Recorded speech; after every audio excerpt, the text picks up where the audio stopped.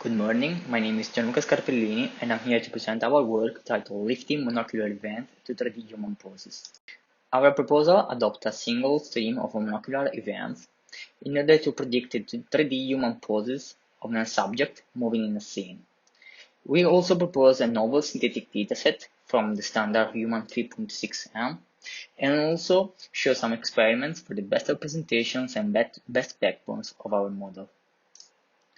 A subject is recorded with an event camera, and we build the event-based frames from the stream.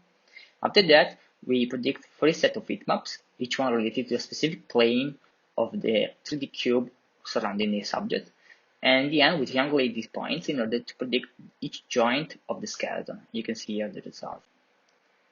A backbone processes the event-based frame as input and gives a meaningful intermediate representation. After that, we process the intermediate representation with 3 sets of models. Each model is a 3-stacked hourglass model and predict the final heatmaps, as you can see on. Each heatmap corresponds to a specific joint of a specific plane of a 2-dimensional cube surrounding the subject, and we can triangulate the same joint from 3 different views in order to predict the final normalized 2-dimensional point of the joint. To validate our approach, we compare it to the stereo baseline proposed by Calabrese and colleagues and obtain satisfactory results. We also conduct an evaluation based on different types of event-based representation, different models, and different backbones initialization. In particular, we can notice that the cost and count representation is the best one, and also the ResNet34 initialized with the ImageNet is the best solution for this kind of task. Moreover, we propose a novel dataset for event-based human pose estimation.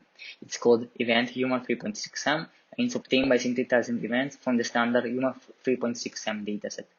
We train our approach on synthetic events and compare our results to the state-of-the-art on Human 3.6M.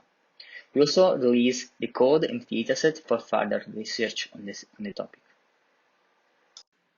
We show some visual results on Event Human 3.6M in THP19 dataset. In particular, Event Human 3.6M is the harder one, as the subjects are more dynamic and use all the space on the stage, while subjects in the HP19 are more static and use fewer parts of their body.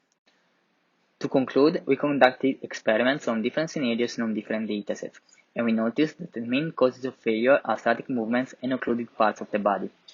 In the example on the right, the arms and head are generating fewer events, and therefore the reconstruction is not accurate. We also noticed that cost and count works better than spatiotemporal voxel grid, and also that ImageNet pre-training improved the overall results. Thanks for the attention.